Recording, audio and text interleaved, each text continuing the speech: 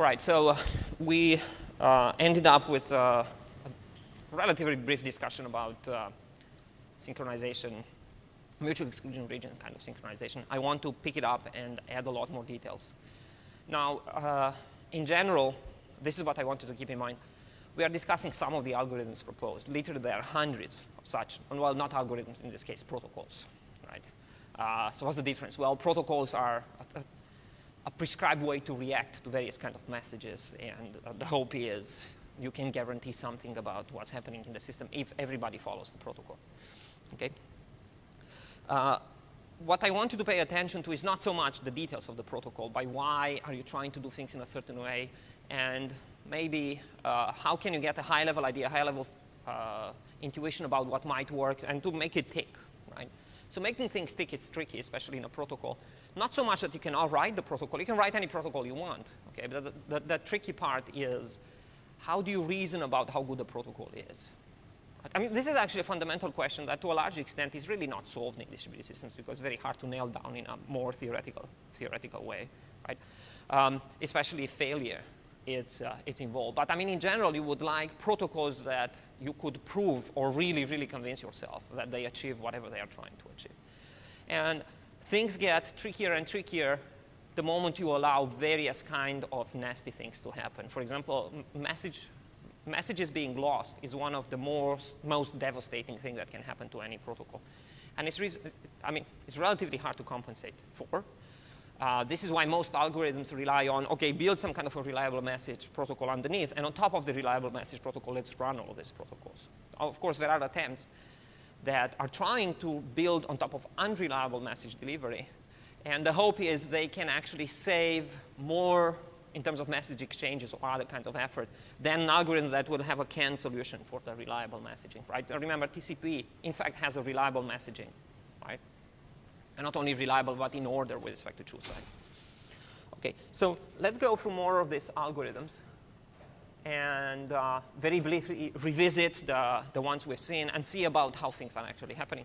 Now, in general, I want you to pay attention to the difference between centralized and non-centralized algorithms. But the general theme you have to pay attention to is centralized is more efficient from certain points of view, but potentially has big problems from other points of view. Especially failure of nodes is a big vulnerability. Failure of the central node is usually a very big vulnerability.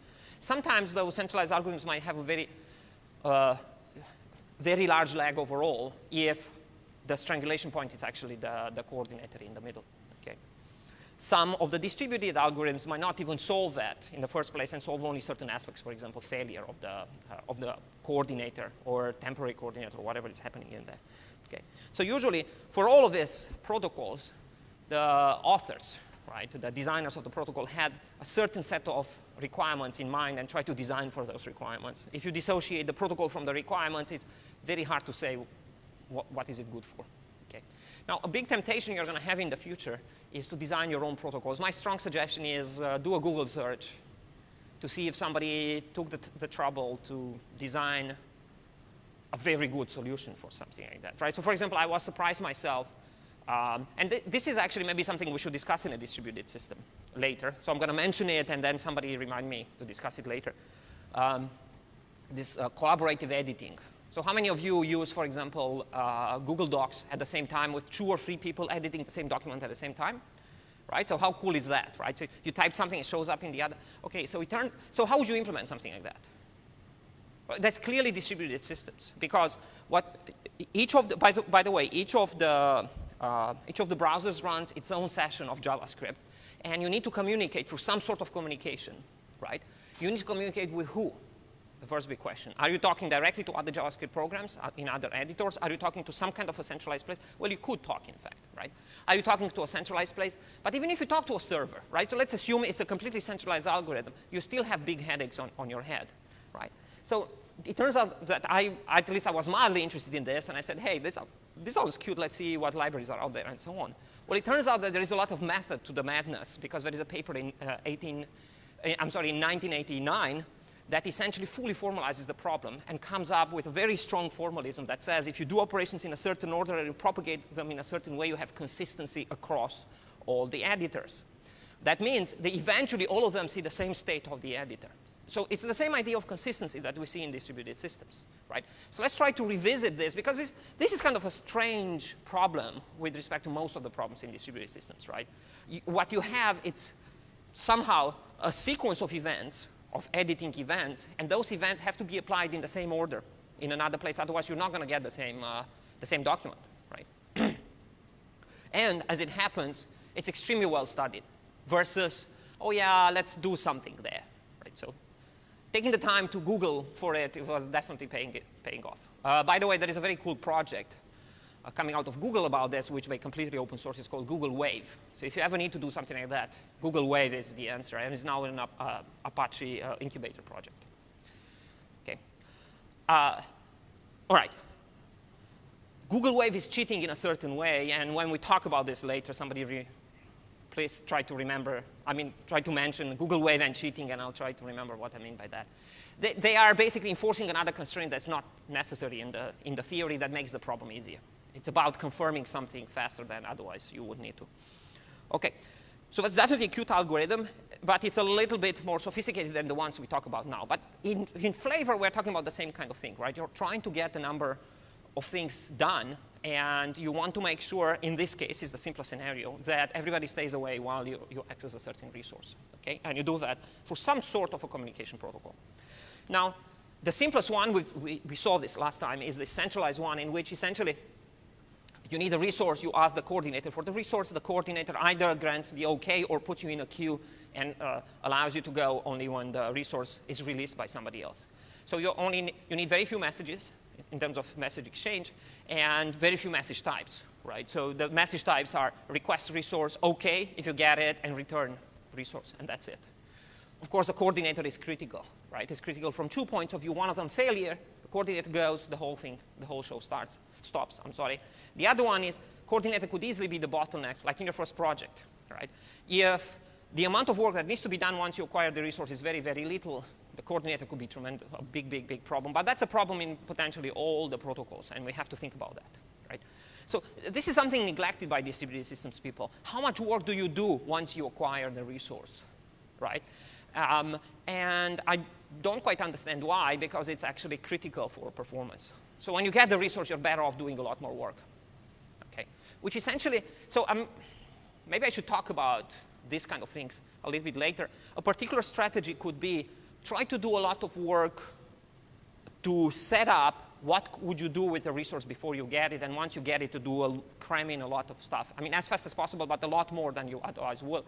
And this could reduce, this could increase performance, because that means you reduce the number of requests for a mutual exclusion region, right? So of course, you can go after things like make the protocol more efficient in terms of number of messages, delays, and whatnot, but another one is just use it more when you get it. And that in itself might actually be good enough. All right, so this is the centralized algorithm. We went through this, it's very simple. Now, on top of this, of course, the community was extremely interested in these distributed algorithms. We talked about one of it. One of such distributed algorithms, it was the ring one, right? Sorry. So let's look at the ring first. It's the last one we visited last time. So token ring algorithms almost always look in the same way, right? You organize everybody in a ring, and you're going to pass messages around the ring, and whenever somebody needs to do something, it can intercept something on the ring, do something, and then push it back. Of course, you still need to define the protocols.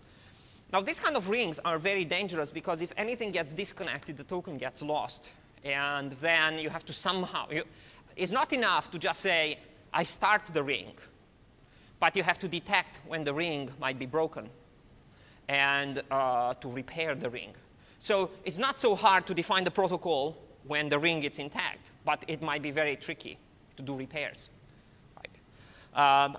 Of course, a particularly big problem, and this is similar to networks getting disconnected, is in the process of repairing such a ring, you could form two other rings, but then you don't have a big ring anymore, right? So merging rings into rings, it can get very, very complicated. Okay? This is one reason why this kind of protocols might actually be preferred only when you have very small possibility of failure.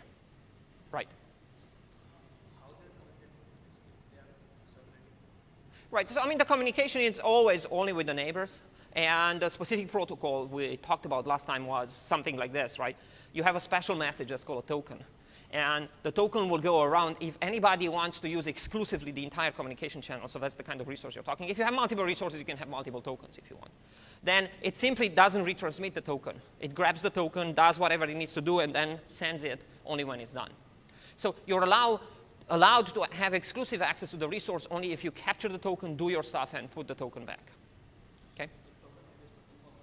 Well, I mean, everything here is some sort of bag of bits of some sort, right? So the token, it's a very special message that goes around that everybody recognizes as the token, right? And of course, we are going to talk about this later, and this is extremely important, especially in modern contexts. Most of these protocols assume that everybody is actually playing according to a specific protocol. Right? So one kind of failure that I did not mention at all before. So you have failures that are due to the fact that the machine goes down or temporarily the communication is down or whatever, so transient failures and failures because of various kind of defects. But you have another kind of failure, it's called Byzantine failure. Why the name Byzantine, nobody quite remembers. But Byzantine failures are malicious failures in which somebody is not playing according to the protocol in order to gain some sort of an advantage or to just mess things up, right? Making networks resilient to this kind of Byzantine failures is extremely tricky. So here it's trivial. You capture the token, you never let it go, right? If you capture the token, never let it go, it's as if you say, I always use the resource exclusively, right? And you completely disrupt the network, and that's really bad, right? It's a lot easier to police that, for example, in a centralized algorithm, because essentially what can happen is the coordinator knows everything, so the coordinator could time things and say, hey, wait a second, you're using the resource too much, and can actually enforce timeouts, right? But it's very hard to enforce timeouts in the token ring because it's impossible even for your neighbors to really know that you have the token. Maybe somebody else grabbed the token. It's hard to say who captured the token and doesn't let it go, right? And in fact, you have to talk outside the ring in a token ring architecture in order to detect that somebody is malicious. So it gets very, very messy. But here, it's actually significantly better, right? But of course, you still have the coordinator. So a lot of the attacks, for example, on systems like this are attacks on coordinators. These are usually called distributed denial of service attacks, right? If you disrupt the coordinator, you disrupt the whole network. So it doesn't matter, for example, that the protocol is designed to keep up with, let's say, millions of participants with a centralized algorithm, and it works. If you attack the centralized algorithm and you disrupt the functionality, then everything is down. It's similar to DNS being down or other attacks, for example, on core routers that happened at various times to disrupt e-commerce for various people that try to make a point or another or just for fun.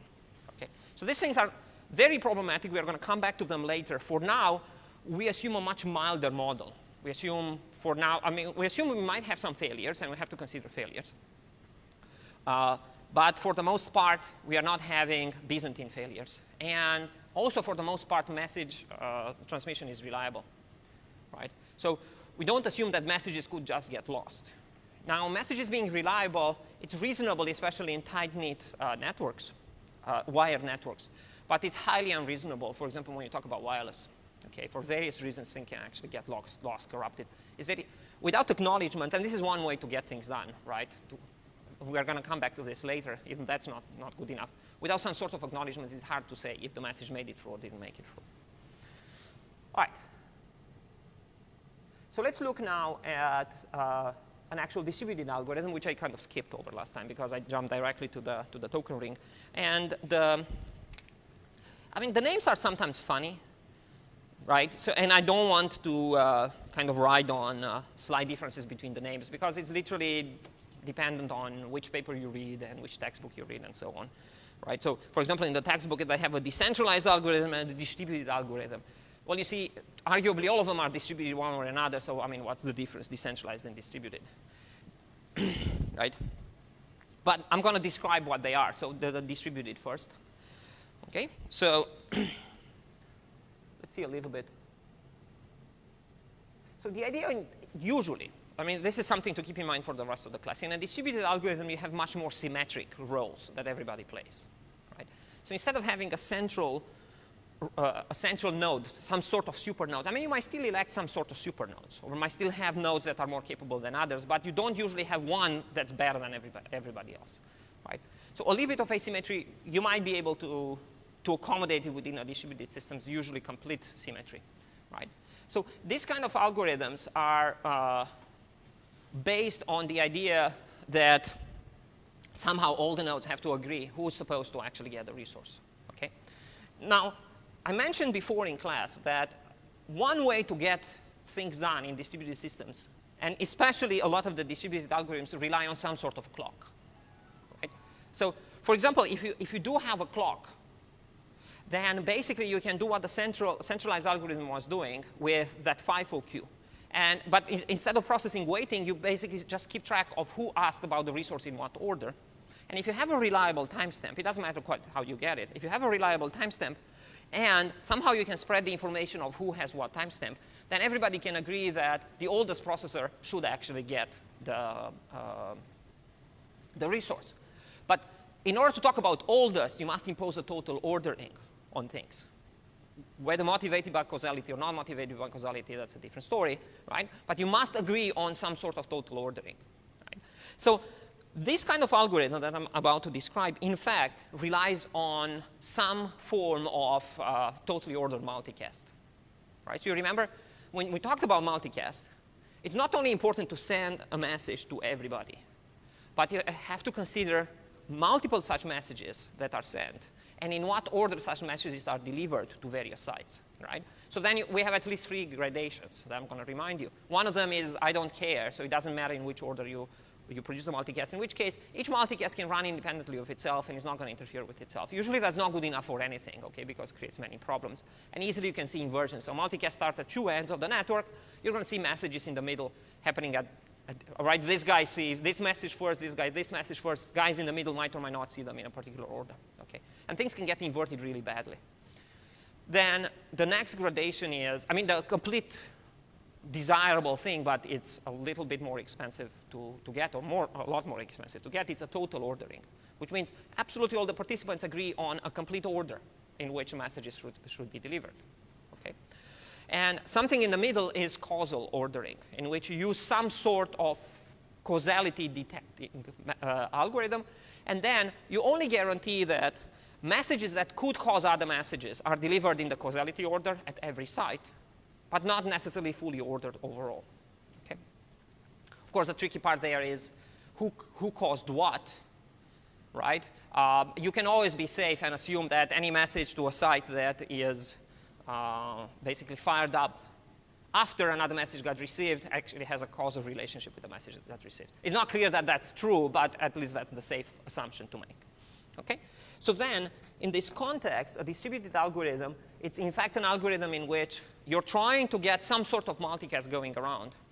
It's going to be a total multicast. This particular algorithm, I cannot possibly remember all these things, right? This particular algorithm is a 1981 paper, Ricard and Agrawala, okay? Some of these algorithms popped up very early in distributed systems literature, and there is no reason to really reinvent the wheel. I mean, there's no reason to use a much newer paper because it's newer, right? I mean, if the 81 one does a good job, and that's fantastic, right? And in this kind of an algorithm, for example, Lampert clocks can be used. Lampert clocks will provide the total ordering as long as you exchange messages. So as the messages propagate, you will update the Lampert clocks with the scheme we talked about before, right? You always increment the Lampert clock and you advance it, right? And essentially, each of the participant nodes have to get the messages with respect to who wants to access the resource and take a decision of how they are going to act based on whether they want the resource or not. Because if you don't want the resource, you just say, yeah, whatever, sure, you have my permission. And on whether they think they should access the resource before or not. So if you have some sort of a monotonic clock that enforces a total ordering, right, you can essentially take a decision based on the fact, okay, you know what, I want the resource, and this guy wants the resource, but I am older than this guy, so I'm going to get the resource. But of course, I have to let the other algorithm know that that's actually the case, right? Now, these algorithms, though, require everybody to talk to everybody, one way or another. So the information, I mean, a lot more messages have to be spread around. Remember, for a centralized algorithm, it was very easy. You contact the central node, and you're done, right? Presumably, though, they have other kind of good properties, okay? Now, I mean, one thing I'm not saying you should remember is the very specific details of the protocol. So I myself cannot remember. There are just too many of them, okay? It's not so important what the details are. I'm going to go through some of them. What's important is what details do to the protocol. Okay? So let's see how this one goes. Okay? So basically the rules so protocol is a set of rules. So if anybody asks you what's a protocol, right? Maybe these questions are relevant. What's a protocol? You say basically it's a set of rules that tell you how to act, right? They also tell you how to maintain some sort of a local view, some sort of a local state. And the global state in the system is just the sum of all the states that all the participants in the protocol maintain. Okay? And a protocol is good if it ensures that states produced by the protocol have a certain good global property. Okay? All right. So let's see what the behavior here could be, right? So rule number one is if receiver not accessing the resource, then it just sends an OK to the sender, right? I mean, the protocol starts when somebody wants to access the resource and asks everybody involved, hey, I want the resource. So in this case, 0 wants the resource, and it's going to ask both 1, 2, and you can imagine it asks itself. Usually that's some kind of a fast path. In the process of asking, it's not only asking for the resource, but because this is a time-based protocol, it sends its own timestamp. This is a Lamport clock, right? So the timestamp, let's say, it could have been 8. Each of the participants have to do something as part of the protocol. Now, if you don't want the resource, you can just send an OK. And that's it. Now, obviously, any message exchange will advance the Lamport clock. That's extremely important when you have Lamport clocks as part of any protocol. Okay? Not some of them. All of them have to advance the Lamport clock. Because that's what dictates where you are in the timeline and guarantee later that you have that total ordering. Okay? Now, if, so let's see, in this circumstance, 1 probably doesn't want the protocol. Let me see the slides. Yes. So 1 doesn't want the resource, but 2 might. Right? So in this case, 1 is not interested. And it basically just sends OK. But 2 is interested. Because 2 is interested, it's going to start sending its own message to say, hey, I'm interested, here's my timestamp. Now, of course, these timestamps will accumulate at various sites. And each site has to decide how to participate in the protocol. So 2 is going to send 12, which is its own timestamp. It sends it to both 1 and to 0. Okay? Now, again, 1 is not interested. So 1 replies to anybody who contacts it and says, the way you say I'm not interested, you send the OK. Yeah, sure, take it. It's not, I don't care. Right? So the 1 will send the OK to 0, will send the OK to 2. But 2 has to send the OK to 0 because its timestamp was actually older. Right? So 2 had a 12 timestamp. 0 had an 8. So 2, when it got the timestamp, right, compares it with the local timestamp and says, oh, I lose. I'm going to send the OK. Whoever gets all the OKs wins. So this is a protocol in which you need all the OKs to win, but you need to contact all the participants to win. Right? Now, of course, when 0 releases the resource, you go again through the same kind of a protocol, right? And you say, I want the resource, and you go through it. And maybe 0 is not interested anymore, and number 2 can actually win it. Okay? So I'm sorry. So there is a nice twist in the protocol. 0 can actually determine that 2 is the other one that actually needs the resource. How can it determine that? Well, it got all the timestamps of anybody who was interested, right? So if you look carefully at this kind of a diagram, and these are the subtleties in the protocol, right? You get a basic protocol ticking, but then you say, hey, could I make it better, at least in certain circumstances? For example, to speed up the next phase. And this is really what's happening in here. And the answer is yes, because you did, for anybody who was interested, you got replies back and you know what their clock is. Of course, when 2 wants to access the resource, right, it made a request when its own clock was 12, right? So in the next wave, it's going to participate in it. So number 0, when it's done, right, it cannot possibly, even if it wants the resource again, if it plays by the protocol, that means it has to timestamp the new request by the new Lamport clock. Lamport clock of 0 must be greater than 12, no matter what. Must be at least 13, because it got a message from 2 that said 12, right? So it cannot possibly retain the resource, but at the same time, it got all the requests of all the nodes that wanted the resource. So it knows which one is next in line, which one has the oldest clock. So it should actually get the resource next. And that means you can add this shortcut to the protocol. and not run again the algorithm and simply pass the resource to number 2. Okay. Why is this correct? So the kind of questions you have to ask about any such protocol is it correct? I mean, you see, I want you to understand this. Correct is a very big word, right? You always should question what does correct means. So in this case, correct means you abide by the rule that you give the resource in the increasing order of the clock. Now, of course, the tricky part is if you have a global view of the system, you know what that means. But if you only have local views, and if especially somebody doesn't stick to some sort of a basic rule, you might not be able to know whether the algorithm is correct or not from the point of view of every participant, right? So when you discuss about protocols in distributed systems, you always take some sort of a very high-level view of the entire scene and trying to evaluate the quality of the protocol from this global view. But I want you to understand that this global view never exists on the ground when you run the protocol. How would you build such a global view? Well, you need to use some sort of protocol to establish such a global view in the first place. You need to exchange messages to patch together partial views to form some sort of a global view. For example, that could be done with some sort of a centralized algorithm, maybe, or maybe not. Now, this subtlety turns out to be extremely important in practice, for example, from the point of view of, let's say, networking, in which you have these routers that need to talk to each other and establish, they have their own protocols and they need to figure out how to communicate with each other. Forming loops, for example, is a big problem. So they have a special protocol, it's called BGP, that's forming trees. But forming trees, again, it's a distributed exercise. If anybody messes up, you can actually form cycles, and then you're in trouble, and you have to detect them, right? And it's very hard to have a global view. I mentioned this before, but quite a number of companies were formed just to try to form some sort of a patchy, more global view to give people an idea of what's going on in such a complex system, okay?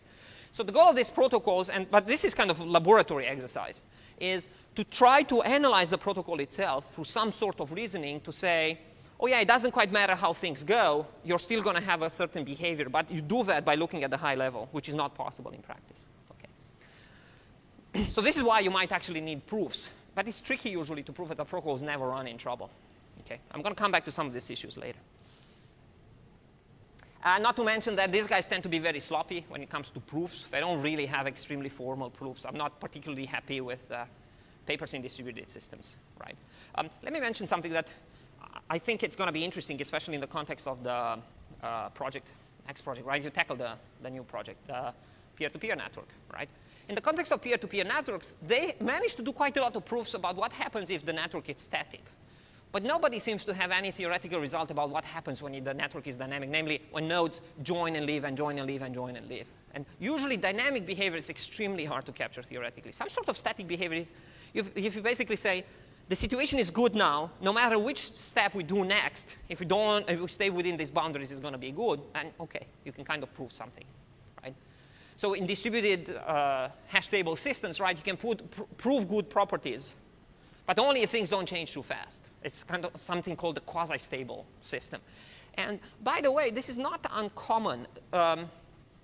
These are problems that were faced, for example, in thermodynamics, in physics for a long time, right? You get a couple of objects, you can write the physical equations, that can determine exactly what's happening. But you put enough of those objects, you can't really compute anything. And then some statistical behavior kicks in. Thermodynamics is about extremely large numbers of many, many little things that suddenly behave in a nice way. And now it's hard to explain that hard way, right? You need a completely different set of tools. Right? So that's something that I noticed that the distributed systems community never managed to do, is try to explain some kind of a nice overall behavior, not based on, by the way, on simulation or the experiments. Right? So what becomes then extremely important for both these protocols and for the kind of things you do is it's not enough to argue theoretically that something happens or doesn't happen. You have to go and do at least simulation or do real experiments, because people are very suspicious, and you should be suspicious yourselves. Right? So that's basically what the third project is all about. Write a large-scale simulator to play with it and see in which possible ways this protocol ultimately could mess up.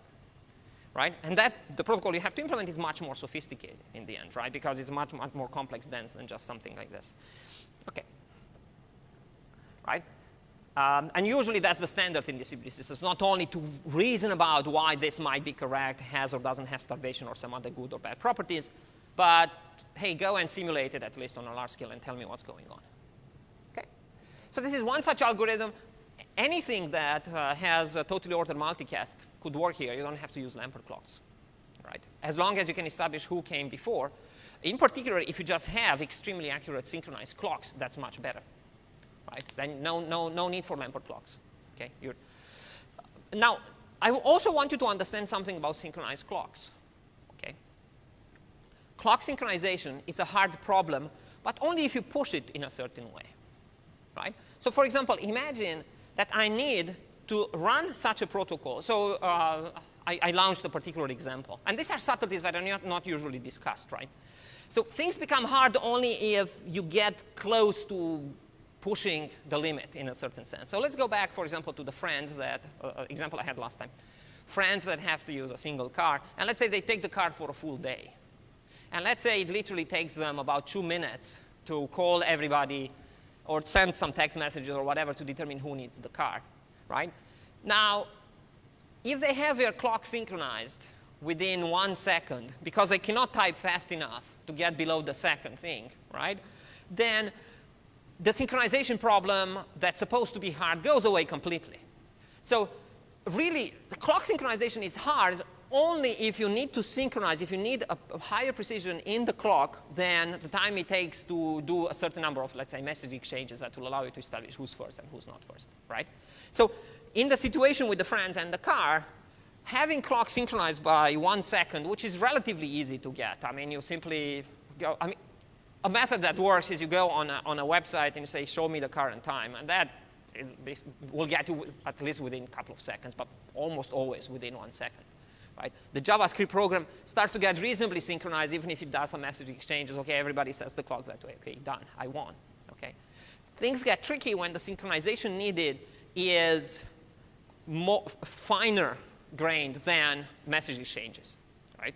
So for example, if this resource here would be used only relatively rarely, then hey, use time in seconds and that's good enough. If it's used very often and there is a lot of contention on it, right, then it becomes much more problematic to use such a thing, and you need a better ordering. For example, Lampert clocks might actually offer such a ordering. Okay. Right? But always put things in context. So what I want to, OK, there is something else that you're not usually told. Right? So usually when you go through the educational system, right, and that is not only computer science, everything, you have problems to solve. There is always the right answer, right? And the name of the game as a student is to find the right answer, right? What's the goal of going home and doing the homework assignment or doing an in-class exam? Is to find the right answer. And then you're judged by, did you find the right answer? But what I want you to understand is that almost never in distributed systems or in systems in general, such a thing exists. Okay? So the right answer is the unicorn of systems. There is no such thing as the right answer. There are only compromises. And as far as compromises go, right, they have some good properties, some bad properties, but maybe the good properties outweigh the bad properties in certain circumstances. So the critical question always is, what are the things I mostly care about? And how close does this get to the things I mostly care about? It's not a question of what the right answer is. So this is why I'm explaining here that if the protocol runs relatively slowly, clock synchronization is no problem whatsoever, and it would be foolish not to use clock synchronization. Right? There's absolutely no need for any Lampert clock or any other mechanism. Just synchronize the clocks, and it's clear who got what at what time. Right? A lot of other problems will disappear. If the messages propagate relatively fast, but you use the resource relatively rarely, and you can afford some delay, the problem might actually become easy. You always have to exploit these kind of things. Always ask yourself the questions is, what's the minimum set of requirements that you really care about? Because you can always ask for the pie in the sky, but you're going to pay for it with very slow algorithms. And we're going to come back to this later, especially when we talk about things related to transactions. You can always say, yeah, everything has to be picture perfect, but if you do so, you slow down things. Okay? The more you can relax things, the better off you are in terms of performance. Okay, so now this is the decentralized algorithm. I'm sorry, this is the distributed algorithm. Yes? This might be a little bit of over-engineering, but is there a possibility of collisions? Maybe if both the systems But remember Lamport clocks, right? But wouldn't they use that? Okay, so there is something hidden in there, right? So there's something hidden. Right, now that's a good question, right? And that would be a disaster in here, right? Now, of course, so this is probably a good homework exercise to think about how that can be avoided and how the Lamport clocks can run. But this is the kind of things. So again, the details don't matter so much because let me tell you what's not the case. What's not the case is you have to just pick. You go in industry and people say, hey, you remember that algorithm that you were taught in the distributed systems class? Go and implement it. That's not the way it goes. I mean, it's a much more involved process and so on. What I'm more interested in is for you to notice things like this is, hey, wait a second. You did not solve this problem on the protocol. So what happens if two of them? So I haven't thought about it, to be honest, and the textbook writers don't talk about it. I'm sure the authors thought about it because usually you don't get the paper published if you don't think about these things. So think about how would you review a distributed systems paper, which is always an interesting exercise. You have to look for things like this. Is, oh, wait a second, but you haven't thought about this. Right? So what happens if this is the case? Now, it's possible to actually have two different Lamport clocks. So you have to police it by when do you force the Lamport clocks to advance, right? So the question, okay, the question is, this guy sends a message. As a reply, this guy sends a message. Now, you see, if the message with the true sends goes after the message received from 0, you're forced to increment the Lamport clock. So there's no possibility to send the two at the same time. But that still doesn't mean that the protocol cannot start in two different places at the same time, and in fact, through some sort of a weird situation, to have the same Lamport clock, right? And if that's the case, I don't know what would happen in here. Okay. Now, I do want to mention another class of algorithms. So again, I'm not trying to offer answers. I'm trying to offer situations to think about. Okay, that's much more valuable in this class than, oh yeah, by the way, this is the answer, right? This is not the 3 plus 5. How much is 3 plus 5? Or compute this integral, and there's one answer, and that's it. That's the answer, right? This is really about what could be the problem in a protocol like this, and does it really fit the scenario I want to fit it in? Now, usually, and this is a solution that distributed systems people don't quite like, you can come up with algorithms, and this is gossip. It's in that class of algorithms that you implemented already. Algorithms that with high probability are correct. So that might actually be good enough, right? So for example, in the textbook, you have a decentralized algorithm that's based on peer-to-peer networks that can be made to be as probabilistically correct as you want. Now, why is this important? Because we are going to see this later in class. There are a number of negative results in distributed systems that says you can't do this. But that doesn't really mean that you can't do it in practice. It's really the difference between something being impossible and something being extremely improbable. So for example, ask yourself the question, if I tell you that, hey, I cannot guarantee that this algorithm is correct, but I can guarantee that the probability is not correct is 10 to the minus 40 with respect to the number of rounds. Now, the question is this good enough? Well, why? I mean, what would be good enough? If you're a purist, it's not good enough. You say, no, I don't want you to ever make mistakes. Right? If you're a more practical guy, you say, hey, wait a second. We are talking about things getting reasonably close to the age of the universe. If I would do one of these protocols in a millisecond, so that ought to be good enough. I have to run for the edge of the universe to see a mistake. Right? So especially randomized kind of algorithms tend to be very powerful from this point of view because potentially they massively simplify the problem. But they can't tell for sure that something will happen. Now, the trade-off for any such randomized algorithm, right, it's going to be, right, it's going to be the fact that to drive this number down, you have to increase the number of messages. But hopefully, a logarithmic increase in the number of messages will increase the value. That was somewhat happening for the gossip, right? So in gossip, you can never guarantee that you reach everybody, right? But if you let the algorithm run long enough, you will reach everybody, and it's not so bad, right? Especially if you have a fully connected network, right? So these algorithms are somewhat frowned upon in the distributed systems literature, but they might be actually good enough. Now, I want you to put things in perspective. There is probably a higher chance. I mean, even 10 to the minus 40. Forget about that. 10 to the minus 10. This is, what, 10 billion, right? It's already good enough. I mean, how many systems ended up running through 10 billion mutual exclusion sections.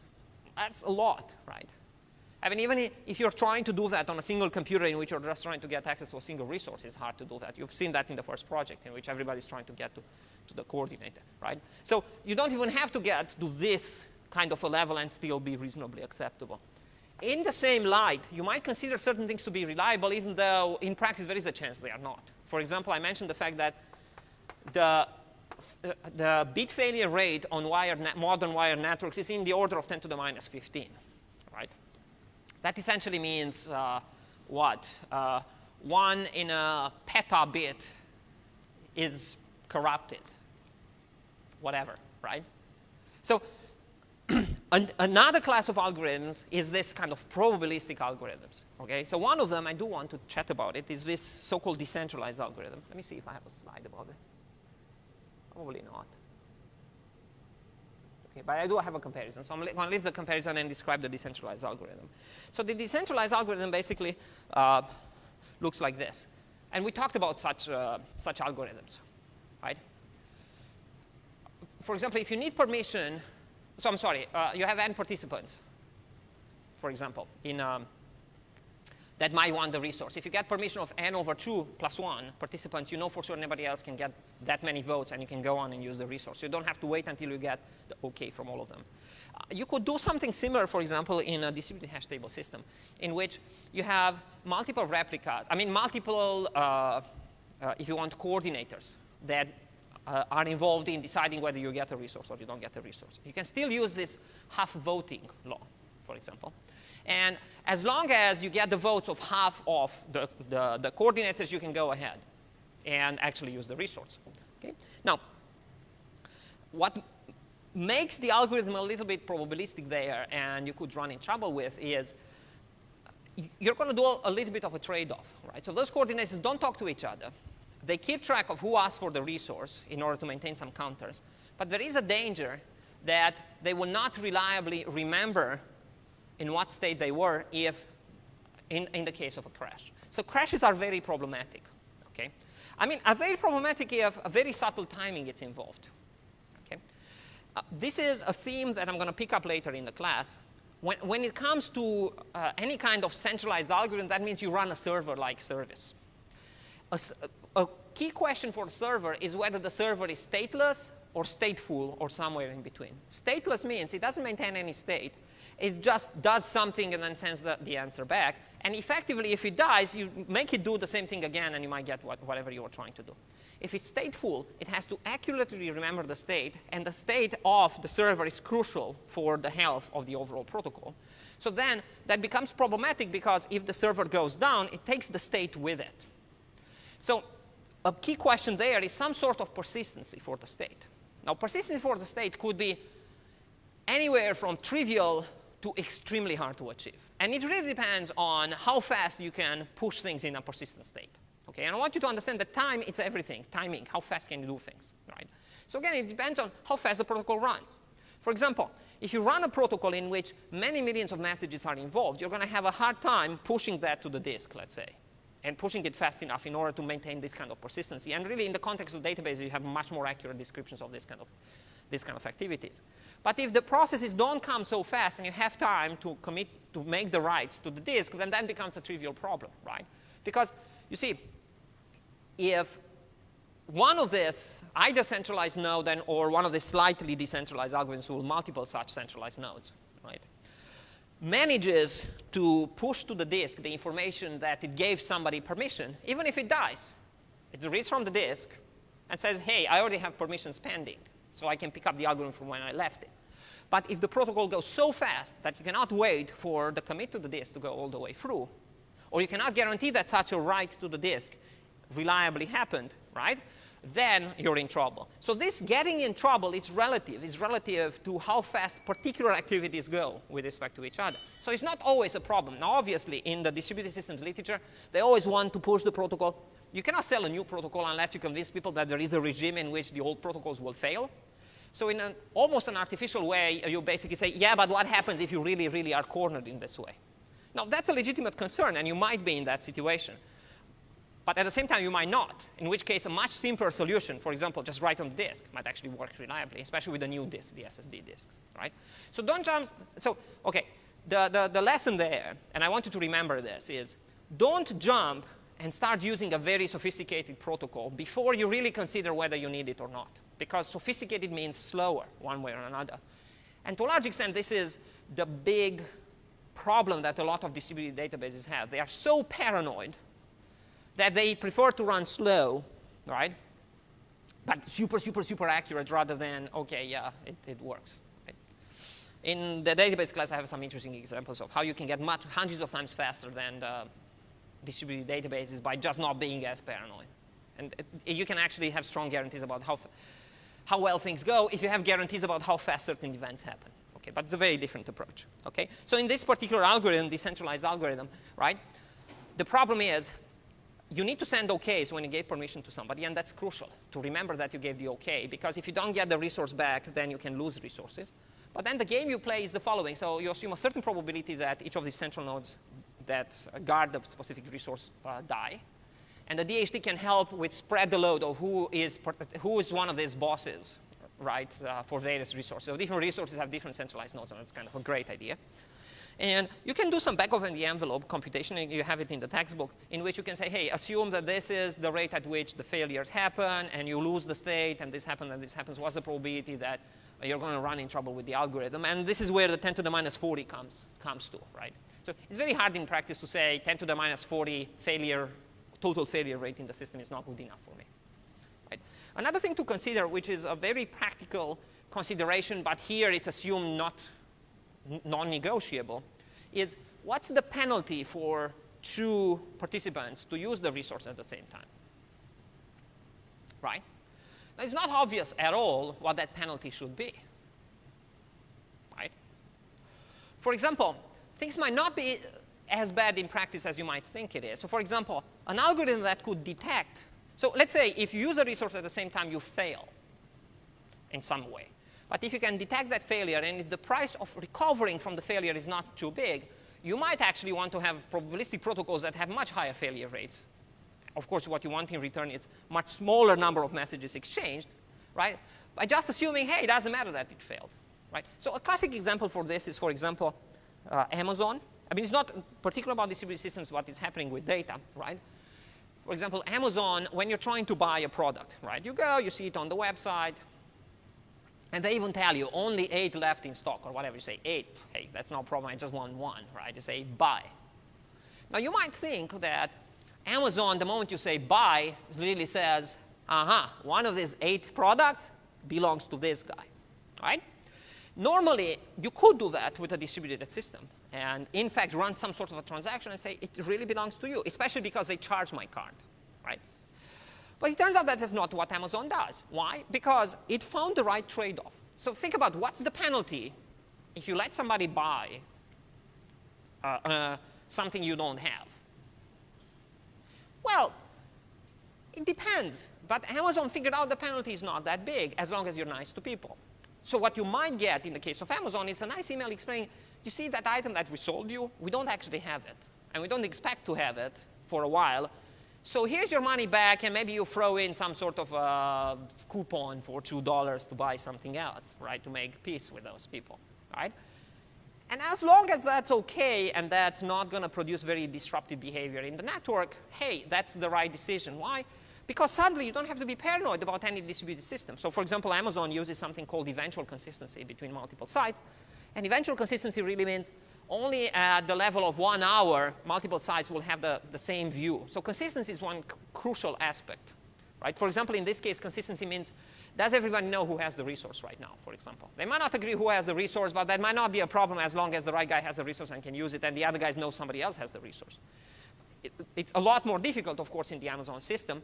But in fact, as long as they can detect the problem, namely the fact that, oh, I don't actually have the item. Of course, they eventually detect it. They simply don't have it in the warehouse, right? And they're fine. You can relax a lot the model, right?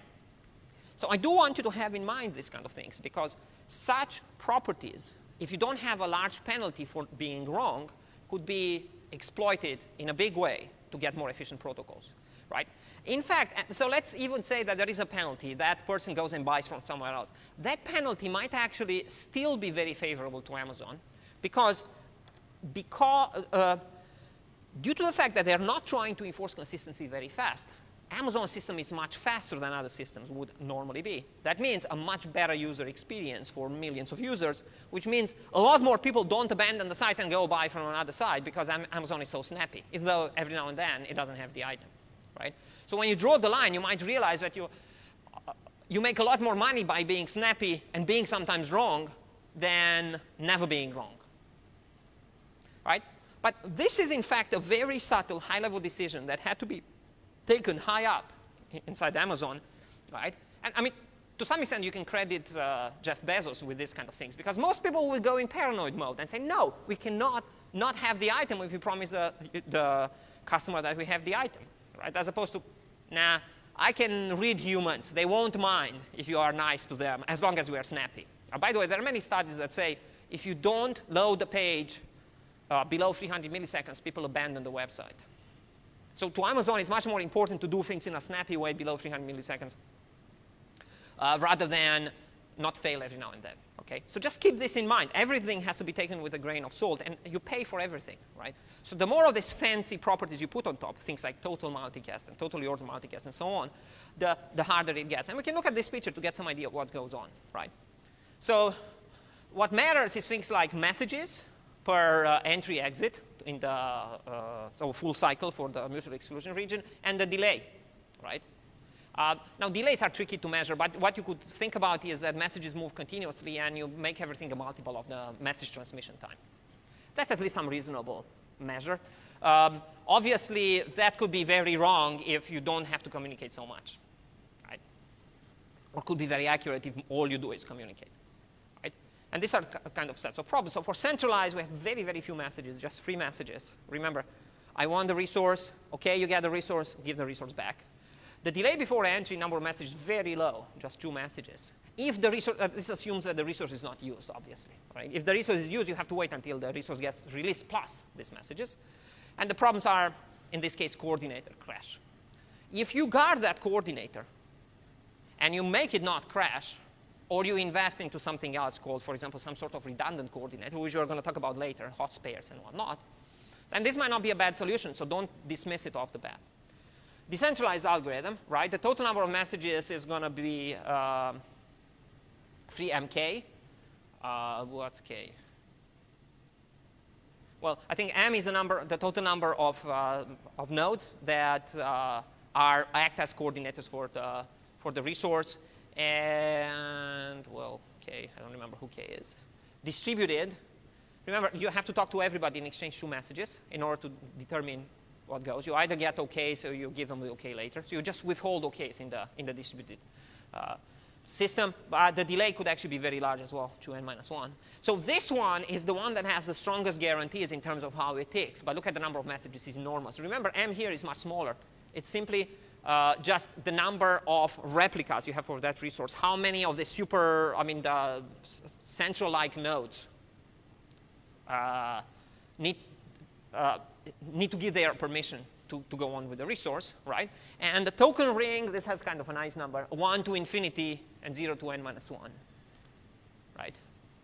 So why would it be 1 to infinity? Well, the problem is how much you have to move in that ring and when somebody needs the resource. So a problem in token ring, I mentioned this last time, is the fact that even if nobody needs the resource, you still need to move the token around, right? So you're going to have a message going around no matter what, which is the token, just in case somebody needs to grab it and do something. That's not the case with any of the other ones. So if really you have an algorithm in which you need the resource quite rarely, the token ring is a disaster. You can, though, ask yourself the following question is, if I need a resource quite rarely, why synchronize? Well, it's again, what's the price of failure? So when you, for example, I want to point something out that might not be obvious and is much more relevant for normal programming, okay? Usually, when you write a program and it's multi-threaded, and especially if you're anywhere close to C, but I mean all of the languages, the price for failure is the crash of the program, okay? So if you have two threads that access the same resource, and the resource is really not an integer, so you have atomicity at the level of how the memory access. The resource is some sort of a data structure. Then essentially, if they access it at the same time, they will destroy the data structure. So the next time you touch the data structure, the program implodes, and you have some sort of the segmentation fault, which you cannot possibly recover from, because you cannot predict how the inconsistent state can actually be fixed, right? You can try recovery, but it's extremely hard, and I don't know of anybody that can recover from these kind of mistakes, right? So the price for that is the main program is going to go down, which could, in fact, be a disaster, for example, if it's a database server, right? So suddenly the price is much, much higher, especially if you promise your users 99.999 something reliability, right? E-commerce, hey, might not be so bad. Even in the case of such a program, if you have some other program detecting when it goes down, when it has the seg fault, and restarting it, then the price is just the cost of the restart. You might lose whatever you're supposed to do in the time it actually took to restart, but not more. So it's tricky to say a priori if it's worth it or not worth it. The trouble, though, with especially normal programming is you might not crash with a seg fault. You might just do bad stuff, which is a much, much, much harder to model and recover from. You see, if you would know for sure that if two threads, when they got together, they produce inconsistent data that may crash, at least you say, I'll detect the crash and I'll restart. But you can't know what happens. All bets are off. So this is the problem with not using mutual exclusion regions in normal programming, because all bets are off. You don't know who's going to be faulty when if you produce inconsistent data structures. But if all your data structures, I mean, this is something that nobody tells you. If your data structures are just integers, and you know from the machine architecture that the integers cannot be mingled up. For example, if two processes try to write the same integer, and it's aligned in memory, simply one of them wins versus the other, because that's hardwired in the communication protocol between the processes. Okay? It's impossible to write half an integer. So, or any combination of 4 bytes, or it's actually might be even more, 8 bytes now. Okay? So that can actually be used to great effect if you're just doing, for example, numerical analysis, and you're just trying to fill in a large matrix, and every entry is a float, which is 4 bytes. Right? You know that one of them will win, and you either get the number of one of them or the other, and either it's fine. So you can actually run these algorithms that have no locks and no mutual exclusion regions, knowing that the architecture will take care of, it doesn't matter which one wins, one of them wins, and I'm fine. So sometimes you can use in a controlled way the fact that a mess could happen, but I know exactly what happens in the mess. But that's the trick, to know when can you control the mess and when you cannot control the mess. Most of the time you can't, and then you have arbitrarily bad behavior. If you're tempted to take the database class, you're going to spend many nights debugging programs because you have not enforced properly this kind of mutual exclusion regions, and you have extremely weird bugs that are completely unexplained. Your program just starts doing things, or crash. It's like, why does it crash here? It makes no sense. Well, it crashed because somebody left a mess before because of an inconsistent use of a mutual exclusion region. Okay? Now, obviously, if it takes a lot of effort to go through such mutual exclusion regions, penalty, it's tremendous. And that's sometimes the case even on a single system. Okay, good. So close parentheses on that. This is only the tip of the iceberg I wanted to understand. Many variations of this were proposed depending on what the requirements are. No such thing as the best solution. Okay, so that's clear.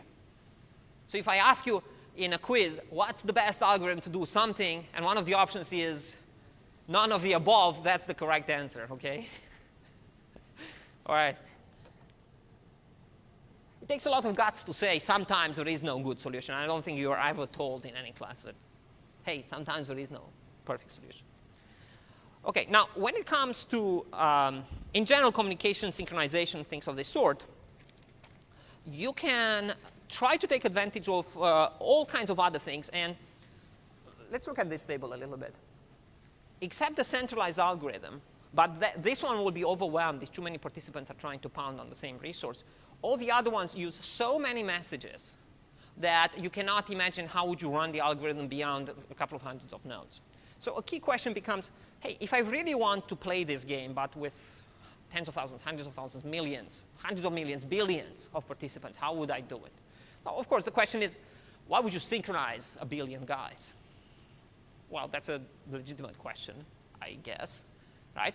But nevertheless, an interesting question to ask is, could I raise the scale of the number of participants and still come up with protocols that make some sort of sense and some sort of good guarantees and so on. The moment you raise the scale, you have to find ways to confine the communication to only portions of the network, because if you let it go everywhere, it's a disaster. We've seen that, for example, with algorithms that were using flooding. A particular trick there, and I had it in a question, was try to limit the flood, right? So even things like 1 step, 2 steps, 3 steps, 4 steps, and so on, right? In the hope that I find something reasonably close to me, that was much better than just flood the entire network, because that's extremely disruptive, right? So you can ask the same question under various models with respect to how these nodes form the communication network. So far we said they communicate whatever they do, right? But something that happens quite often, and it either happens in how the internet connections are put together or how things right? It's always about how the network is put together, right? You have certain nodes you can communicate faster with versus other nodes that take a while to communicate, right? So for example, in a local area network, I mean in internet in general, if you're on the same switch, you can communicate extremely fast. If you're many routers away, it starts to slow down, especially if large geographical distances are interspersed. Okay, I mean, that's simply speed of light. It's a tremendous barrier to communicating very fast with Japan. I mentioned this, right, in which they are putting these fibers that are a little bit straighter than the existing fibers to shave off 5 milliseconds. Right? Brave new world, essentially. Okay, so we have not figured out yet how to communicate faster than the speed of light. We are stuck with the speed of light, which means you can't get it done faster than the speed of light, which means large geographical distance puts significant limit on what the latency can be. If you're talking about message exchanges, right, and especially receive a message, send a reply, you have to wait for it to come and then to reply, right? Which means you have to pay the latency for these longer distance messages. Then any question about how can I exploit local neighborhoods, faster message exchanges versus more global kind of communication becomes legitimate. So one of them is in the context of some sort of geographical communication. So the assumption is the further you are from me geographically, the slower things get. So if I want to run some of these algorithms, for example, with mutually exclusion regions and so on, I'm better off communicating more with the closer nodes than with the further away nodes. Okay? And algorithms that tend to be more hierarchical starts to happen, right? So for example, a possibility, and this has been exploited in very refined versions of previous algorithms, right? So for example, you might not want to have a single global coordinator, to have sub-coordinators, and the sub-coordinators talk to a global coordinator, right? So a particular scheme can be like this, which is not explained there. You have some local coordinators, and the local coordinators themselves, potentially many such guys, form a super hierarchy, right? This is essentially some sort of tree, or a tree-like structure, or subnetworks. And essentially to get global coordination, what you need to do is get some local coordination, and then the local coordinators to participate in one more level or 2 more levels or whatever. In relatively few steps, depending on how many participants you have at every level, you can actually encompass the entire internet if you need be.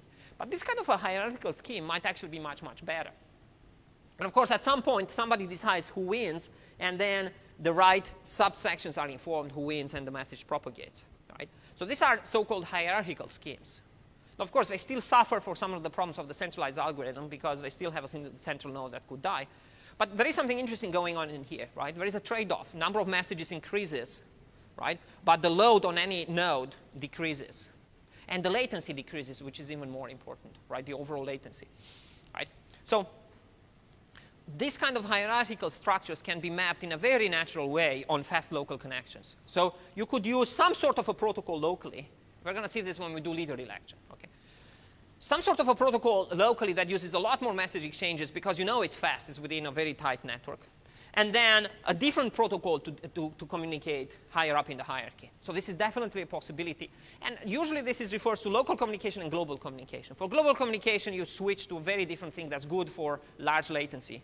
And for local communication, you do more message exchanges. And that's perfectly fine because the messages tend to be very fast. Now this is different. This is based on, and it's appropriate mostly in ad hoc wireless networks. It's based on some kind of a physical location. Right? So I mean, first of all, what's ad hoc?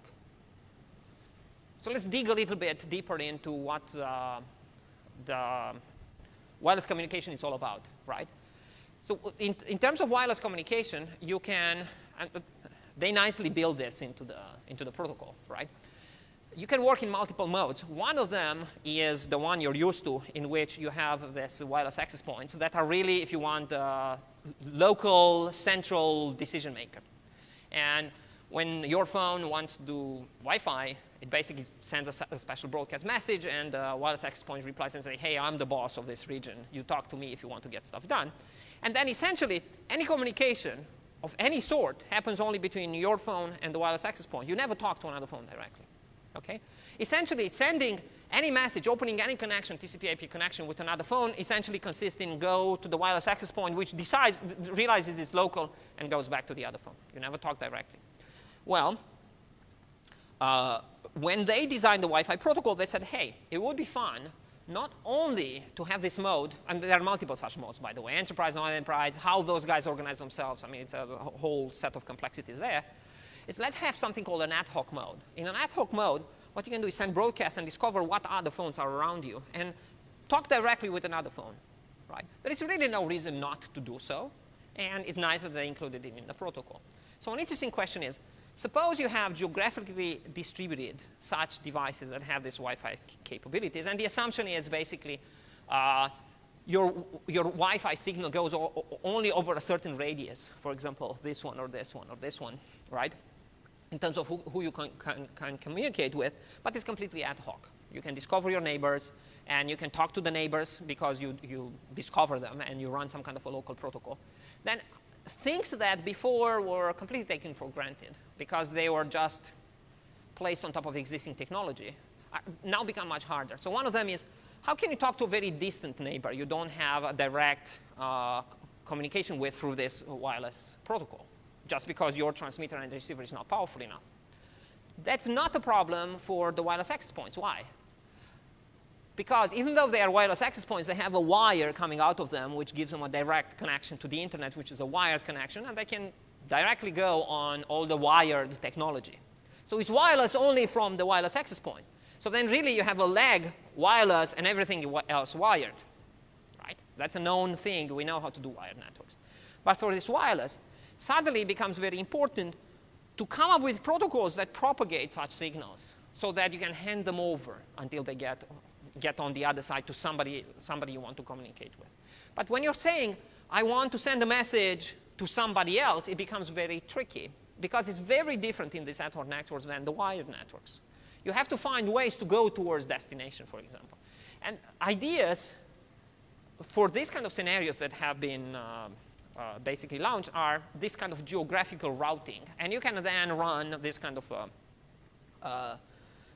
if you want mutual exclusion algorithms on top of them. So geographical routing basically says if you have an idea where the destination is, you could send this message and you ask everybody on the way to send it in the direction of that guy.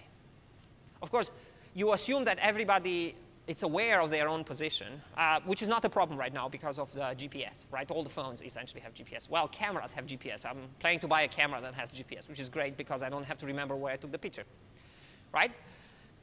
So, for example, a lot of these protocols, when they were proposed in the, let's say, 1980s, they say, yeah, but I mean, where would you get the location from? Now it's, hey, sure, I have location. It's GPS. Okay? So in this kind of protocols, it's so-called geographical routing, right? Part of the message is going to be location where I want you to send it. When you get close enough, you say, hey, are you that guy? Yes, I am that guy. And I actually managed to route it. But you can use this kind of geographical routing also to do something like this. Because geographical proximity means I can communicate a little bit faster than the far away. Well, far away now, it's very easily definable. It's how many hops do I need to get to a node? If it's a single hop, it's an immediate neighbor. And I can get that by just the normal communication, ad hoc communication with that node. Okay? So that's another idea that can be used to design such protocols. Right? Right. Now, some of these algorithms use estimation of the distance to determine where to send things and how to send this. And then thing that becomes problematic is how accurate the distance is estimated. usually these algorithms tend to do geometrical computations to figure out what to do and how to do it and whatnot. So they, usually those papers have, you can see this in the textbook, they have all kinds of funny formulas that have to do with distance computation and distance estimation and whatnot. How they do that is not that important. Okay. Now, another class of algorithms, and I want to go into this a little bit, and that will allow me to bring this to some sort of a wrap-up. And these algorithms become essential, and they are really in the same class as, if you want synchronization algorithms, are leader election algorithms. I mean, in some sense, if you run a leader election algorithm and everybody agrees that this guy is the leader, then essentially that guy can get the resource. So they are really tightly connected. But leader election algorithms are important beyond just exclusive access to resources. For example, here is an interesting thing is, you could run a leader election algorithm, and whoever wins, whoever is going to become the leader, can actually act as a centralized node to run more efficiently part of the protocol. So you can basically apply the following trick, right? And then you overcome a big problem of the centralized algorithm. You first elect who's the central node, and then that guy acts as the boss and runs, right? Possibly that guy is going to die. Other nodes are going to watch when he dies, and when they notice that he's not up, will simply say, we need another election, and then you go through a leader election algorithm, right? So if you mix up leader election with protocols that otherwise would not be so good, you get much better protocols, right? So for example, you remove a big problem in the centralized protocol, which is coordinated failure, right? But of course, the question is, OK, fine. How do we implement, how do we deal with this kind of leader election protocols? And again, there's no such thing as a perfect solution. There are solutions and situations in which they work or they don't work well. Okay? So one of the oldest one is this Bully algorithm. Has a very colorful name. Okay? And the Bully algorithm assumes that everybody has some sort of a number. Right? Now, how you assign numbers to devices, that's a different question, but it's already done, by the way. So how many of you know about the, I mean, we talked about the UUID, right? Because the UUID, you can always express things in bits and interpret them as a number, by the way. So then, hey, you got your number. But for example, all the network cards have an Ethernet ID, an Ethernet MAC address, which doesn't look like a number, but really can be interpreted as a number because it's expressed in hex. So I mean, worst comes to worst, in an algorithm like the Bully algorithm, you can use the MAC address to determine who has what number. Okay? Now, the goal of the Bully algorithm is to find, in a distributed way, who has the largest number, and that's the elected leader. Okay? We're going to see in a second how that works. But that creates a particular kind of asymmetry in the protocol, in who wins. If things are going well, always the guy that has the highest MAC address wins, which could be a problem because that means that guy has to take the punishment of running as the centralized node. And that means it has to use more resources than the rest of the nodes. Now, this can actually be a tremendous problem in wireless networks. Not wireless networks. I mean, in wireless networks a little bit, but in sensor networks it's a tremendous problem. I mean, a question is, what's different between sensor networks and cell phone networks and other kinds of networks? Well, there is a particular restriction that normally is not made in sensor networks. Namely that anything you do drains the battery. And when you run out of battery, you're dead. Right? So the trouble is, if you have, for example, central nodes in sensor networks, right, then essentially you just drain the battery of that guy. That means that guy cannot measure as well in that region, so you lost the measurement in the region, not only the central node. You might get around the central node dying because you can run another election algorithm when somebody detects, right? But then you're just going to kill things. So if you have, for example, with a cell phone network, let's say you do an ad hoc network and you happen to have the highest MAC address, you communicate a lot more than everybody else. Your battery will literally drain faster. Right? So that's an interesting kind of punishment for having a very high MAC address. Guess what people will do next? Figure out that that's the name of the game and go and manipulate the MAC address and pick very small numbers and then produce collisions in the MAC address, which would never happen because manufacturers hardwire them, but hey. All right. Nevertheless, this is an interesting algorithm. It's relatively simple, right? So let's see how it goes. So the Bully algorithm, right? So the assumption is the following. Anybody at any point can call for an election. The goal of the election is to determine who has the highest number. And the guy that has the highest number will let the whole world know, I have the highest number, right? the name bully is quite appropriate, right? So if you literally think you're better than the current bully, or you detected that the current bully for some reason it's out of commission, you can say, let's call for an election, and I hope I win. Okay? So it's a matter of comparing these numbers in order to run the algorithm. Okay? So let's see how the algorithm goes, right? So you say, P thinks we need an election for whatever reason. You send an election message to all processes you know of that have higher numbers than you. You try to only send to processes with a higher number. You don't know if they are alive or not, but you tried only to bug the guys with a higher number. The reason is it's pointless to send a message to guys with a lower number because you know you're better than those guys. You know, right? So if nobody with a higher number replies, you know you won, and you're just going to let the world know, hey, I won. Okay. So that's essentially what's happening at step 2. If no one responds, you win the election. You just let the whole world know, hey. Right? Now, if somebody with a higher number answers, right, then essentially takes over the P's job when P is done. But that guy has to continue the protocol to make sure that the world knows I am the leader. Now, in the leader election algorithm, it's crucial that at the end of the election, everybody knows who won. It's not a matter of, I know I'm the best. It's a matter of the world knows I'm the best, and they send me stuff to do because I'm the leader. The point of running a leader election is to do something when you're the leader, right? It's not to just see who's better, okay? It's not only for kind of personal reasons, hey, I was the best in whatever 3 rounds, okay? You could do that as well, but it's not so useful in distributed systems. Okay, so for example, this is how it might run, right? So for some reason, and this can happen, for example, in this situation, if for some strange reason 4 determines that the current leader is dead. Now, right, 4 doesn't know how many nodes are dead. And for all it knows, it might actually be the leader. So 4 initiates the whole process and basically says, OK, my number is 4. I know of a bunch of other guys. That's a problem in the protocol. You have to know about guys that have higher numbers, right? And I'm going to send election, election, election. For example, how would you get around the fact that you might not know all the guys with a higher number? Or you could do a broadcast and just bug everybody, and then you just make a variation of the protocol in which if somebody gets a message and the message comes from a guy that has a higher number, you just say, OK, yeah, whatever. Sure, boss, I agree, or something, right? So you send election, election, election. Now, both 5 and 6 send messages back saying, OK, OK. OK means I'm better than you. Now 7 is dead. 7 sends nothing back.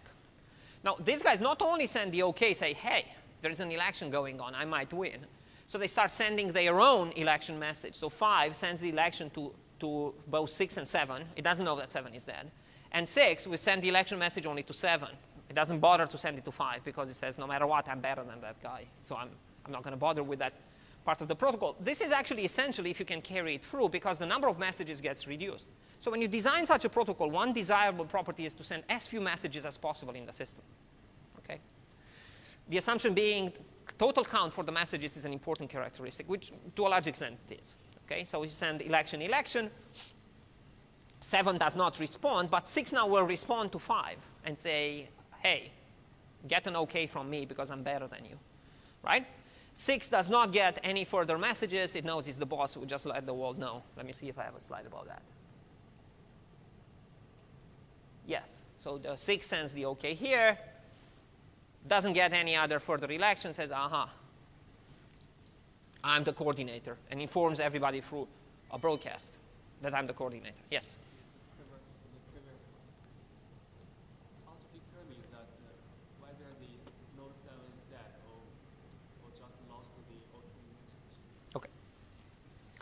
So it turns out this question, again, looks like a little homework problem, and it turns out to be a fundamental problem in anything in distributed systems. How do you know a node is dead? Okay? We need a lecture or 2 or a week just on this question to talk about.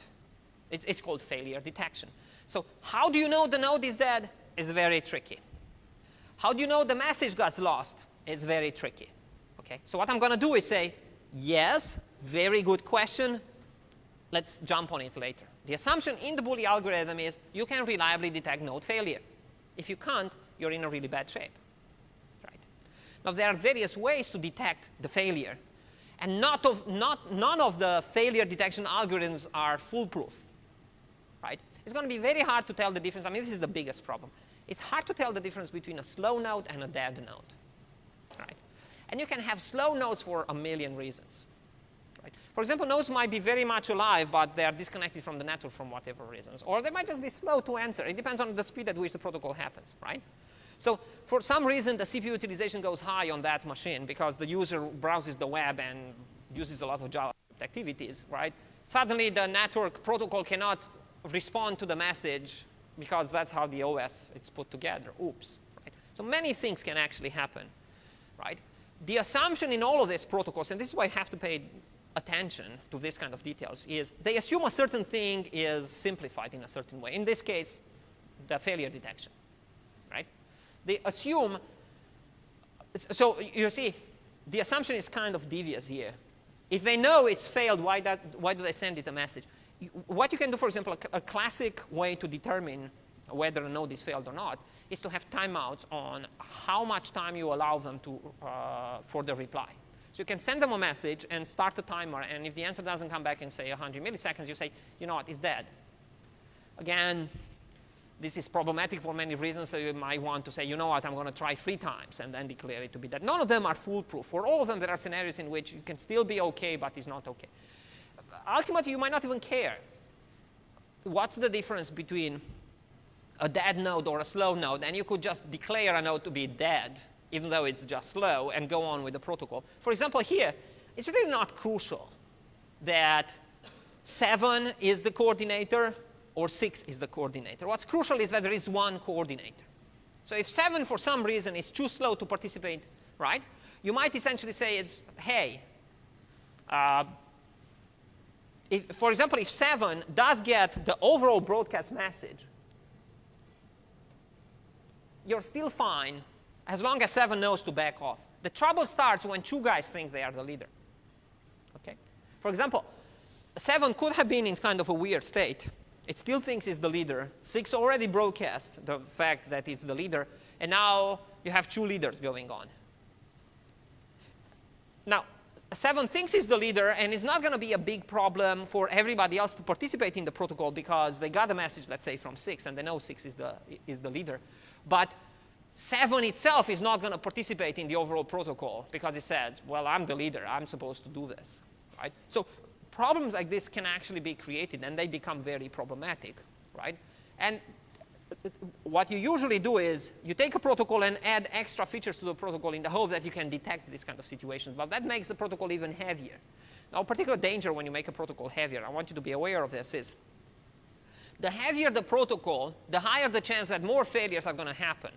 So you can actually have this cascading effect in which the protocol is so heavy, right, to run that it takes much longer to run, which means the possibility that it will fail increases the longer you run it, which means it might actually just bog down completely and never really complete anything. This is happening, for example, and we prove this in a paper, in sensor networks. Right? Any attempt to repair, for example, trees beyond a certain point will result in longer times to run, which means more failures because of the failure model, which means more repairs, more failures, more repairs, more failures. You never get anything done. Okay? So beyond a certain point, things become unmanageable and unrepairable, and you have to kind of accept that. If you are at that point, then all hopes are kind of lost. You have to significantly dumb down the expectations from such a system. That's where gossip can come into play, in which you're just hoping that the message got through, and so on. Right? You can already feel that a gossip-like algorithm might actually work for leader election. Right? And in fact, that was proposed by the Cornell people. Right? So they had gossip-like algorithms for leader election. Okay. Why does, so if we, so over here, because we are sending messages to everyone, we obviously, we have connection to every node we have. So if 4 can detect the error, why can't 5 and 6 detect the error? Detect the error of what? Of 7 failing. Well, so again, so how do you detect the failure? You have to take some action to detect the failure. So failure detection is tricky. One way to detect it is if you send messages and you don't get a reply within a certain amount of time. But that essentially increases the message count.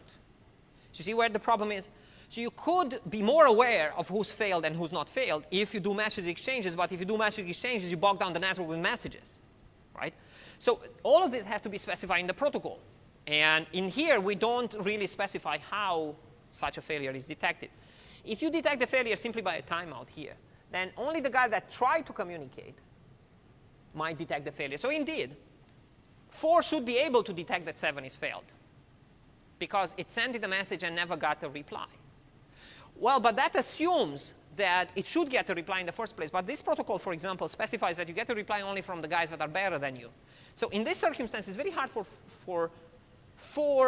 well, if you send a direct message and you know you're sending the message to 7, right, then indeed you would know, hey, 7 is better than me. I know 7 is better than me. If it doesn't send me the OK, I know 7 is dead. You could even share this information in messages you exchange with other guys. And but what I want you to understand is, one is to talk about the basic protocol, and another one to talk about many refinements on top of the protocol. So there are many things you can do, but all of them result in some sort of penalty on top of it. So for example, particular algorithm, this is why you need hundreds to thousands of papers to deal with this issue, and people propose more and more and more complex things up to the point where they get unimplementable because they're so sophisticated. So you can do many things. For example, one of them would be try to keep track of who's alive and who's failed. And when you exchange messages, don't just send an OK. Right? It's perfectly fine to send you a little bit larger message. And in those messages, you say, hey, last time I checked, this guy was dead. So you spread some sort of information about who's alive and who's dead, which could be invaluable to make the protocol run smoother. Right? These are all variations on this protocol. So again, I'm not trying to sell you a protocol that's perfect. You could do many things, but all of them have some sort of consequences. Right? In this case, it could be relatively easy. You did not get a reply back in 100 milliseconds or whatever. You detected that 7 is dead, but then so what? You send another message to somebody else, then you pay the message sending penalty. Another thing is, you might in fact for example, in wireless networks, you might effectively just broadcast the message to say, hey, let's run an election, in which case you would send to everybody and not only to the guys that are higher than you, which again is not a problem necessarily, because the guys that are smaller than you don't reply and the guys that are larger than you reply. But then you have no possibility to detect who's alive and who's dead, because you can't tell the difference between who's smaller than you and who's dead. Right? And you can produce many such variations. Right? So don't expect that this algorithm is foolproof. If it would be foolproof, a theorem would say, don't bother to do any other protocol.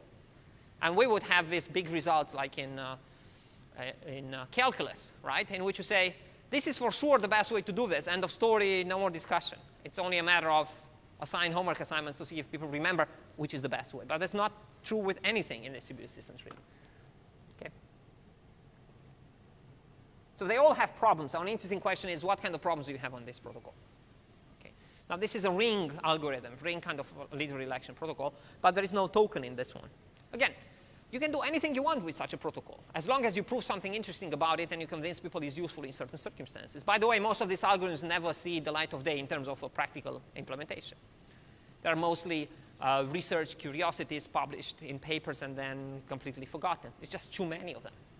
Right? I mean, how many such protocols do you think exist in practical applications? Very few, because they tend to get standardized. So once we kind of say this is pretty good, it's actually, forget about pretty good. Usually, a protocol becomes popular for completely different reasons. For example, the application built on top of it. So you can design a really bad protocol, but then you build this cool application on top of it, and the application becomes very popular. You already impose your protocol on everybody else. Good, bad, it doesn't matter. You can't change it anymore. This happens more often than you think, and it really dominates what happens in practice. So it's really not which is the best protocol and let's see which one should win. It's more de facto standards take over and that's it. This is why I'm trying to instill in you this kind of an idea that you should question things, because you might be in a position in which you work on a cool thing and you get a really messed up protocol and then you punish the whole world with your messed up protocol because you didn't take an extra day to think about what you're doing. Right? A lot of things ended up being like this. Okay? And it's not good. Right, so in this ring algorithm, right, for example, you would go around the ring to determine who's the leader. And again, you can use some sort of my number is greater than your number, and go on detecting that. Right. Now, details, again, don't matter that much. But the fact that you go around in a ring, that means you have a very sequential set of events. So it takes a long time to make all your way through, right? So the latency, any ring algorithm will have a large latency. That's a problem. These other algorithms tend to use possibly broadcast to get the message across faster. Right? For example, with a broadcast in wireless networks, you can literally reach even hundreds of nodes, as long as you don't have collisions. If you don't do it too often, you could literally reach hundreds of nodes. So with a single message, you got a lot more stuff across.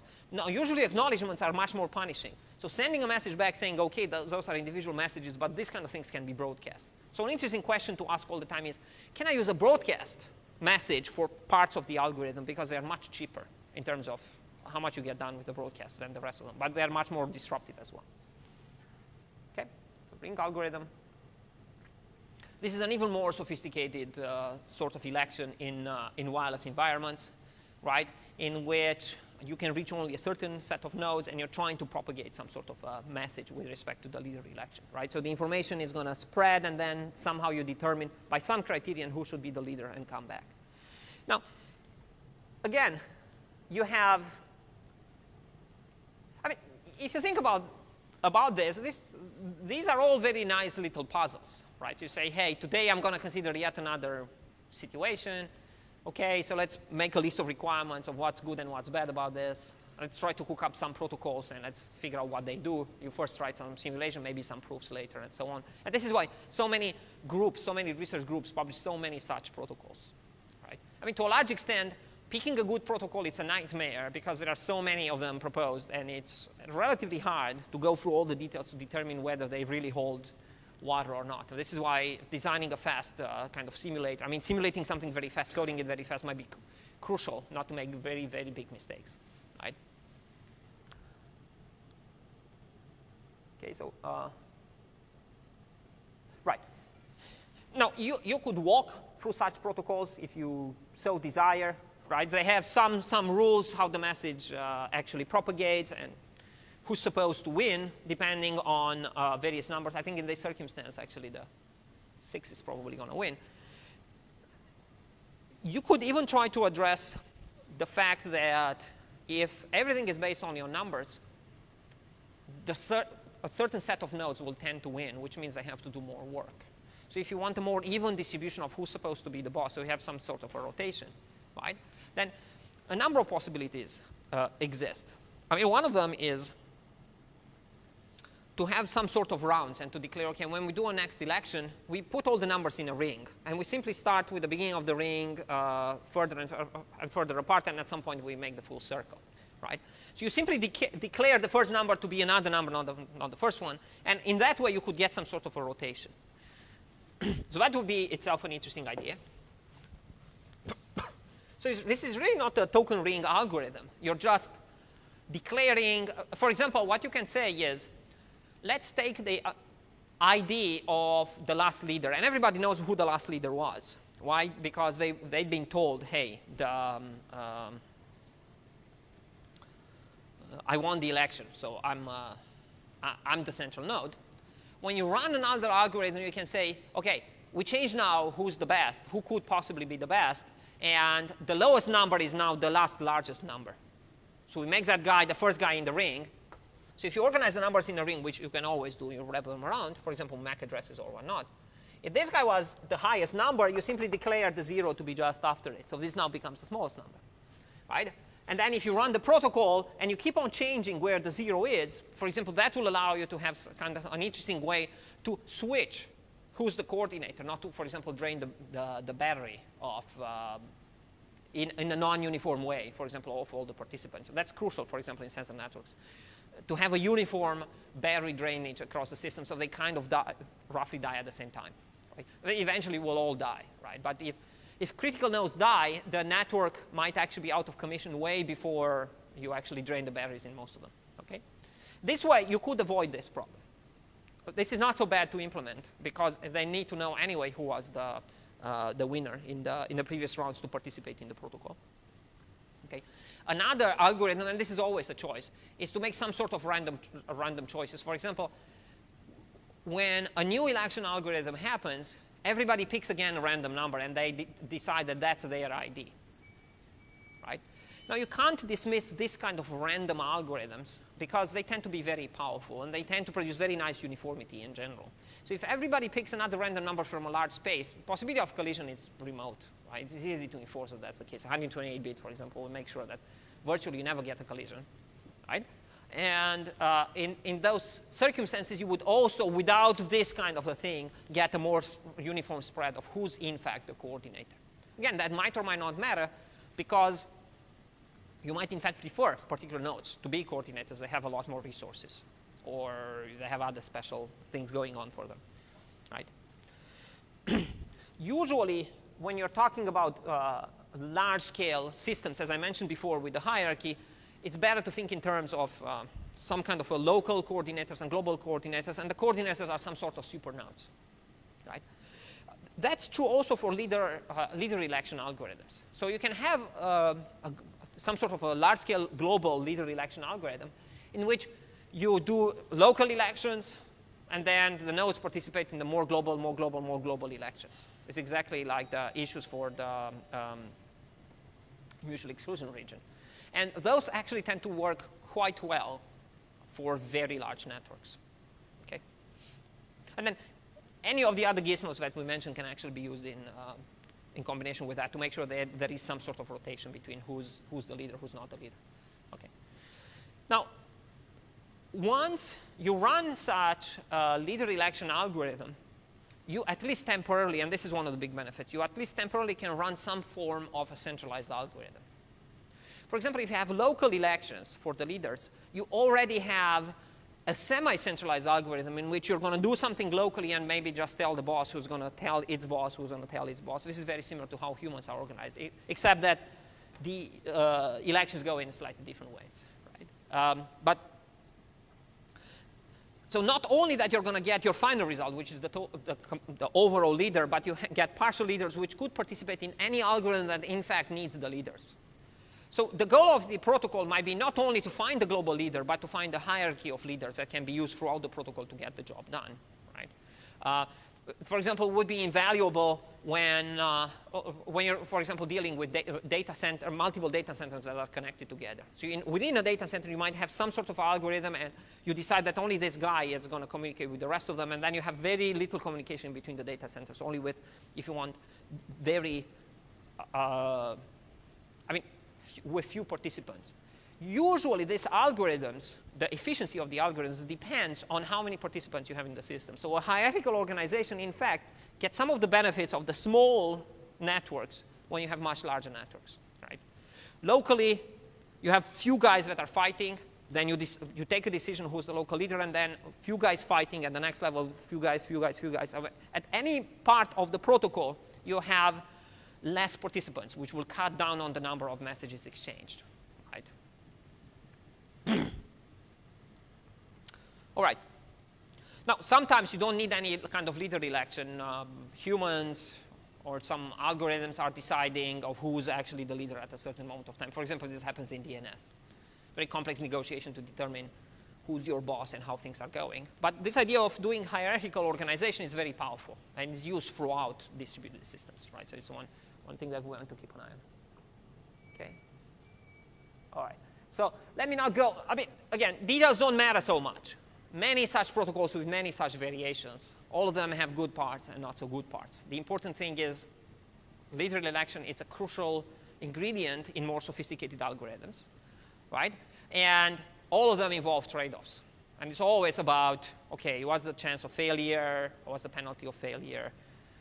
How much work you might put on certain nodes. Right? When it comes to Byzantine failures, which we're going to visit later, right, it suddenly becomes much more important to have such protocols that can survive even massive number of nodes failing. The failure in those cases could, in fact, be a disruption from some kind of an external source.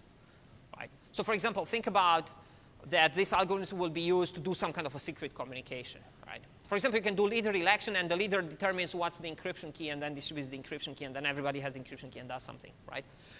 In order to disrupt such a network, you could try to take down nodes in the hope that the protocol cannot make progress. So then the name of the game there, the cat and mouse game, is going to be, can you design protocols that can survive very large number of failures? Okay, and that's crucial, for example, in sensor networks. It might be crucial in peer-to-peer networks. Right? Then questions are, how many replicas do I need for a certain item not to lose it if you have lots of these failures and whatnot? Right? Okay. All right.